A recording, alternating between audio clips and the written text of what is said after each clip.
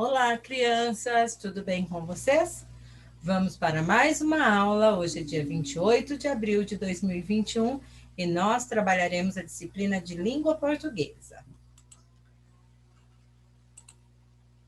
Para iniciar a nossa aula, vamos fazer a nossa oração.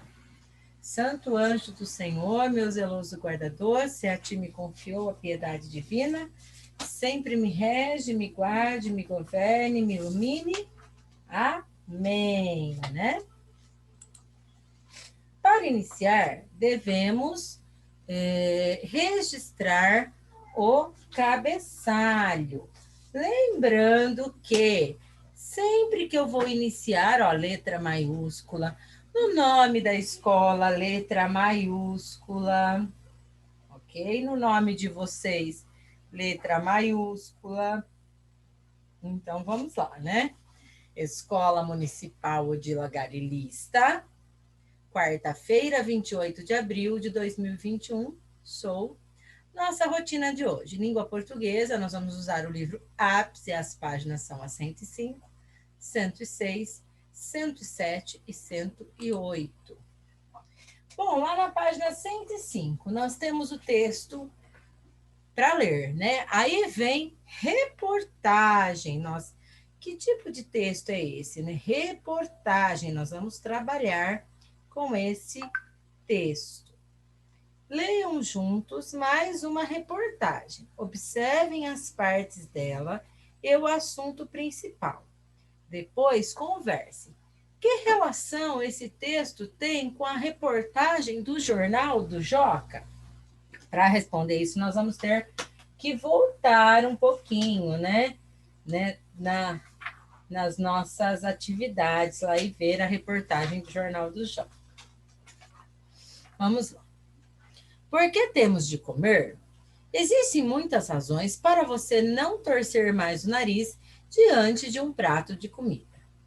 Tem gente boa de garfo, come de tudo sem reclamar. Mas tem gente que eu vou te contar.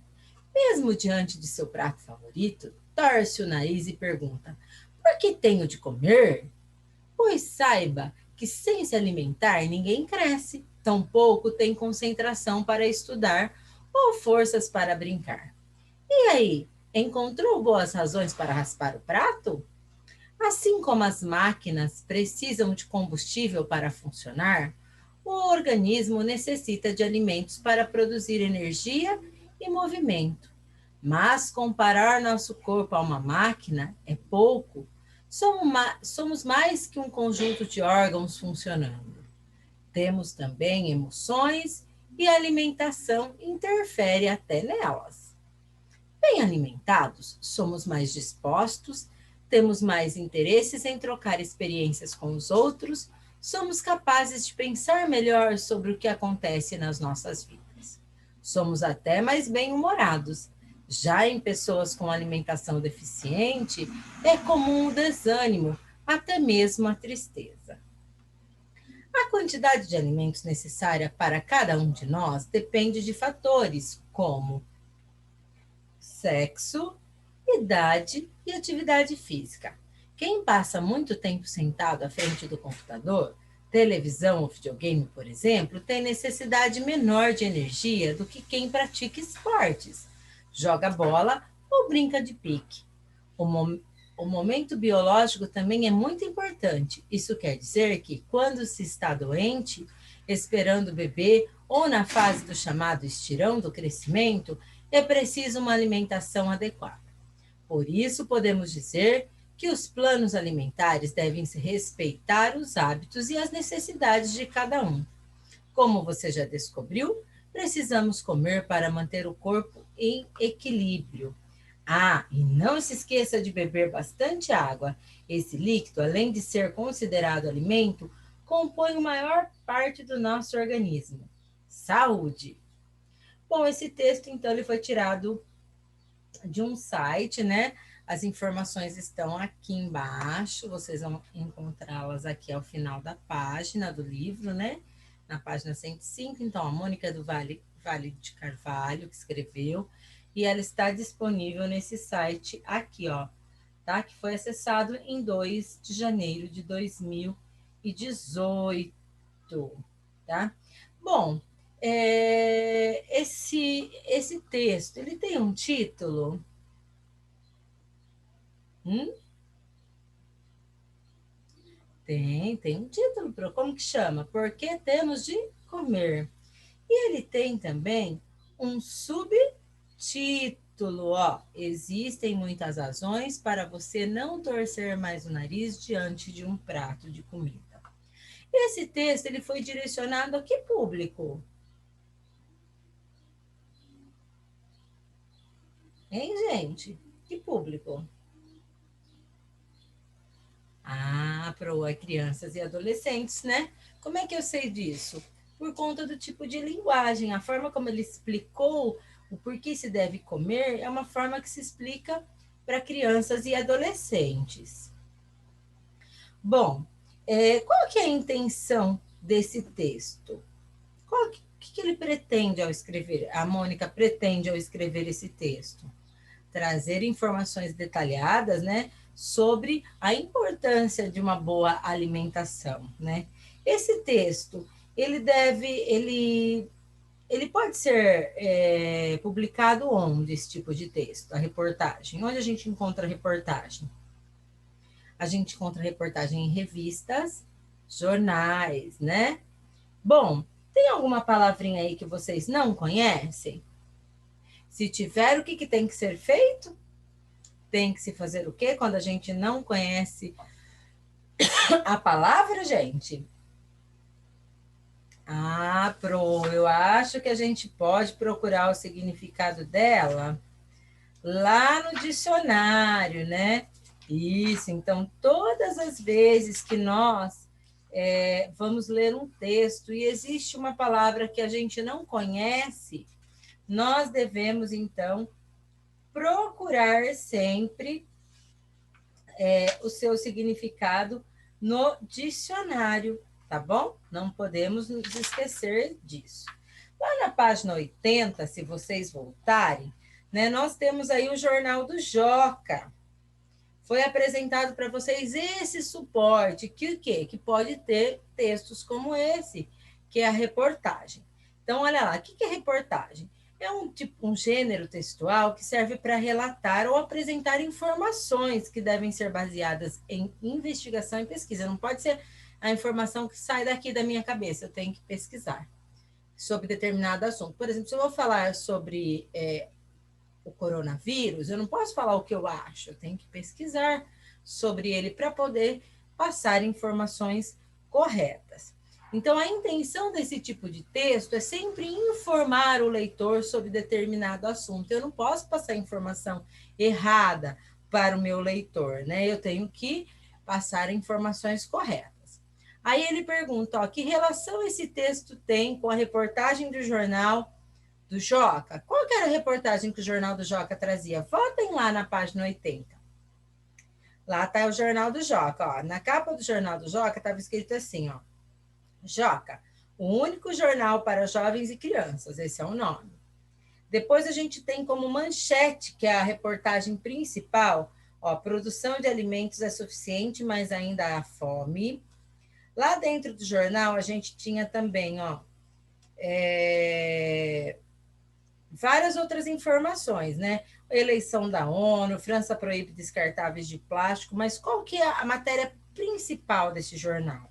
Que a produção de alimentos é suficiente, mas ainda tem fome. Então, essa reportagem que eu apresentei agora, da Mônica, que está lá na página 105, que a Mônica Carvalho escreveu sobre por que temos que comer, pode estar relacionada a este jornal? Tem a ver? Claro que tem, Pro.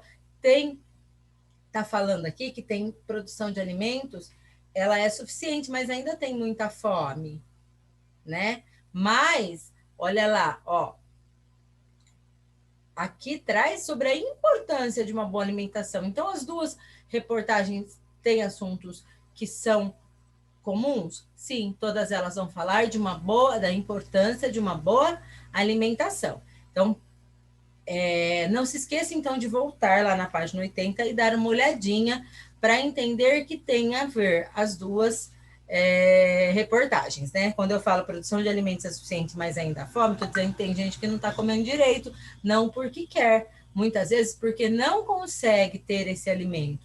E olha como o alimento é importante, né? Ele é importante para a gente até nas questões sentimentais, né? Pensem vocês, né? Quantas pessoas não conseguem se alimentar direito, né? Não tem lá o seu almoço, seu café da manhã, seu jantar todos os dias. Vocês que, né, que têm essa alimentação um pouquinho melhor, têm que agradecer muito a Deus, né? E comer tudo direitinho, não pode torcer o nariz para os legumes, para as frutas, porque eles são muito importantes e nos trazem alimentos. Bom, voltando aí para o texto. Esse texto, então, se trata de uma reportagem que tem por função informar o leitor sobre um determinado assunto, nesse caso, a importância de se alimentar, tá?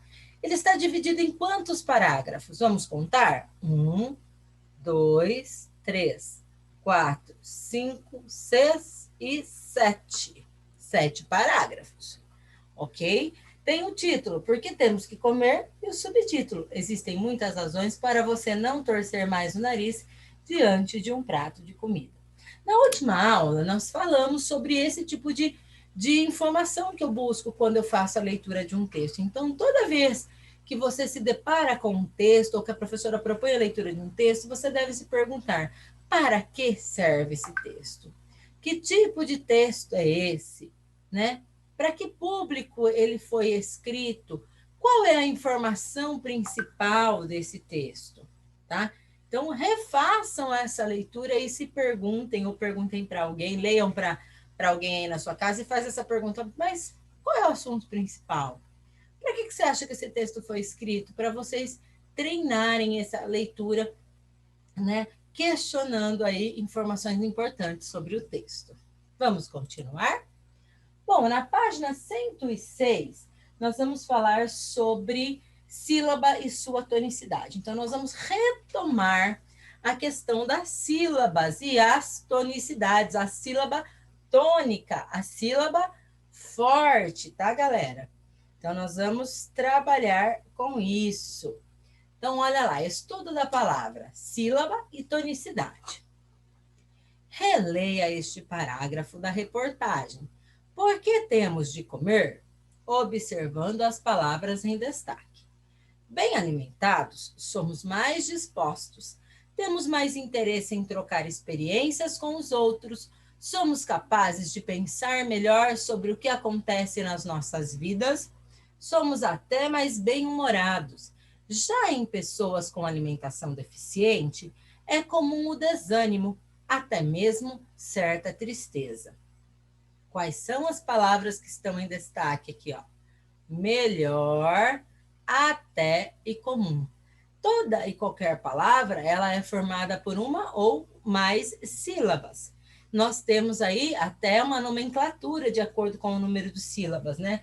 Quando só tem uma sílaba, a gente fala que é monossílaba. Quando tem duas, a gente fala que é dissílaba. Quando tem três, trissílaba. 4 ou mais, polissílaba, né? Mas nós também podemos classificar as palavras de acordo com a tonicidade, ou seja, com a sílaba forte. Elas vão receber um nome. Então, olha lá. Melhor. Tem quantas sílabas? Uma, duas. Até. Uma, duas. Comum. Uma, duas. Qual é a sílaba forte do melhor? Para descobrir isso, eu sempre falo assim, ó, chama longe a palavra, como se a palavra fosse alguém que você estivesse chamando. E aí vocês vão perceber que a sílaba que você prolonga mais é a sílaba forte. Ó. Melhor. Quem é forte? Melhor. Até. Quem é forte? Até. Comum. Quem é forte? Mum. Em cada palavra, que sílaba foi pronunciada com mais intensidade? Vocês vão colocar aqui, ó, qual que foi a mais forte. Melhor, até, comum. Qual foi a sílaba mais forte em cada uma dessas palavrinhas? Vão registrar aqui. B. A sílaba pronunciada com mais intensidade é chamada de sílaba tônica da palavra. As sílabas que foram destacadas nas palavras do item A são sílabas tônicas, porém, somente uma delas tem acento gráfico, ou seja, o acento está sinalizado na palavra escrita. Qual é essa palavra? Escreva. Só tem uma que tem acento na sílaba tônica. Qual é ela? Vamos escrever aqui, ó. Facinho, hein, gente? Para classificar uma palavra quanto à sua sílaba tônica, devemos contar as sílabas começando sempre do fim. Então, é do fim para o começo. Somos. Somos. Quem que é forte? O so. Uma, duas. Última, penúltima. Capazes. Quem que é forte? O pá. Uma, duas, três. Quem que é mais forte? A segunda. Ou a penúltima. Interesse. Interesse. Quem que é forte? Ure. Uma, duas, três, quatro. Quem que é forte? A segunda. Então, pense bem. Né? Sempre a dois. Sempre eu vou contar de fim para o começo. Do fim para o começo. Ó. Última, penúltima, antepenúltima. Última, penúltima, antepenúltima. Última, penúltima. Ou 1, 2, 3, 4. 1, 2, 3. 1, 2. Bom, percebeu que nesses exemplos a sílaba tônica caiu sempre na penúltima sílaba? Em língua portuguesa, a sílaba tônica pode ser a última, a penúltima ou a antepenúltima. Pode ser qualquer uma delas, né, gente? Dependendo de qual é, a gente tem aí um nome para essa palavrinha. Quando a última sílaba é a forte, a gente vai receber, essa palavra recebe uma denominação. Quando é a antepenúltima, também. E quando é a penúltima, também. Então, nós vamos retomar o nome dado às palavras de acordo com a posição da sílaba tônica, da sílaba forte. Então, olha lá, leia em voz alta as seguintes palavras e observe qual é a sílaba tônica de cada uma delas. Desânimo. O zan é forte, ó. Última, penúltima, antepenúltima. Então, qual que é a sílaba forte de desânimo? A antepenúltima. Acontece. Quem que é forte? O té, ó. Última, penúltima. Certa. Quem que é forte? O sé. O ser. Última, penúltima. Então, essa palavra vai receber uma denominação, essa uma denominação e essa uma denominação. Quando a penúltima sílaba é forte, a gente fala que essa palavra é paroxítona. Então, aqui nós temos certa, é uma paroxítona. Acontece uma paroxítona, porque tem a penúltima sílaba forte. E quando a antepenúltima é a forte, como em desânimo, nós chamamos de proparoxítona. E tem ainda quando é a última sílaba que é forte. Quando é a última sílaba que é forte, essas palavras recebem o nome de oxítonas, como a gente vai ver aqui no número 2. Agora leia estas palavras e circule a sílaba tônica de cada uma delas. Então, você vai circular sozinho, ó. Vamos chamar longe. Estranha. Quem que é forte? Ideia. Quem que é forte? Seria. Quem que é forte? Vassoura. Quem que é forte? Veja. Quem que é forte? Então, vai circular, chamar aí a palavrinha longe e circular para a professora a sílaba tônica. Dependendo da posição da sílaba tônica, a palavra recebe uma classificação, como a Pro já mencionou. Quando é a última, como em até, ó, até é forte. Última. Então, ela é chamada de oxítona. Capazes. Quem que é forte? O pá. É a última, penúltima. Ela é chamada de paroxítona. Aqui. Desânimo. Nós temos o zan, que é forte. Última, penúltima, antepenúltima. Então, ela recebe o nome de proparoxítona.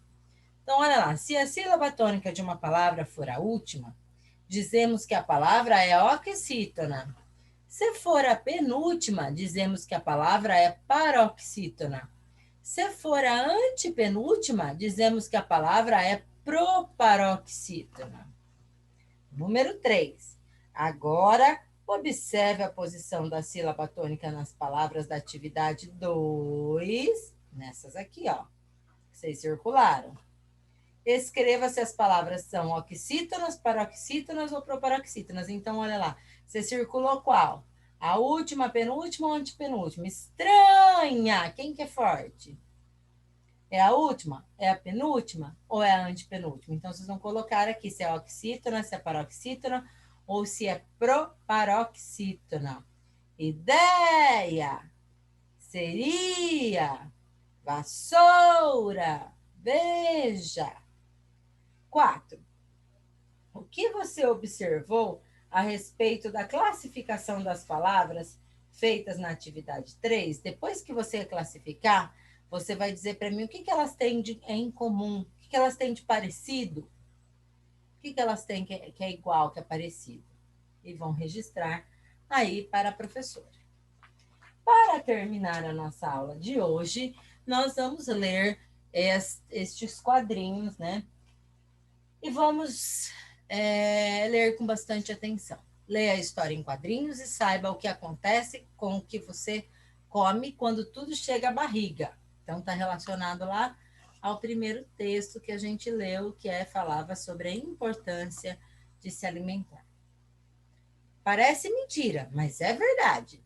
Quando sua avó manda você comer mais legumes, no que você pensa? Na sobremesa que eu vou ganhar depois. Se você pensa que tomate é um legume, está enganado. O tomate é um fruto. Já o feijão não é um grão, e sim um legume. Tudo que nasce dentro de vagem é um legume autêntico. O figo também é uma fruta, é um conjunto de frutinhas minúsculas. Então, o figo não é uma única fruta, ele é um conjunto de frutinhas minúsculas. O coco verde é uma fruta, mas a noz do coco, aquela boca cabeluda, é um tipo de semente. Muito confuso. Manda tudo para a barriga, lá dentro tudo tem o mesmo nome. Bola. Então, olha lá. Então, vamos ler novamente? Quando sua avó manda você comer legumes, no que você pensa? Ah, na sobremesa que eu vou ganhar depois. Se você pensa que tomate é um legume, está enganado. O tomate é um fruto.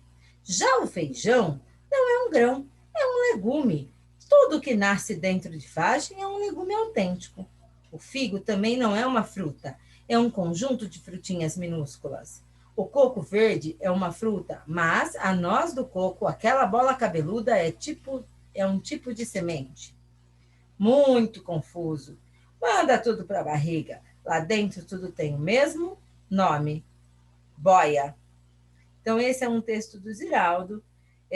Um Maluquinho Pega na Mentira, que foi publicado em São Paulo, em 2013, né? Na revista o Globo, na página 30. Então, esse texto aí está ensinando para a gente sobre alguns alimentos. Então, falou aí que o tomate, que a gente pensa que é um legume, é uma fruta, que o feijão é um legume, que o figo é um monte de frutinhas, que o coco é uma fruta, mas aquilo que tem dentro, aquela bolinha cabeluda lá, é a semente do coco, mas que tudo isso, no fim, dentro da nossa barriga, pode ser chamado do quê? De alimento, de boia, ok? Bom, chegamos ao fim da nossa aula. Caso vocês tenham dúvidas, é só perguntar para o professor, mas tenho certeza que vocês não terão, porque esse assunto a gente já trabalhou, é um assunto que vocês com certeza já se apropriaram do conhecimento e vão tirar de letra essas atividades. Um grande beijo e até a próxima aula.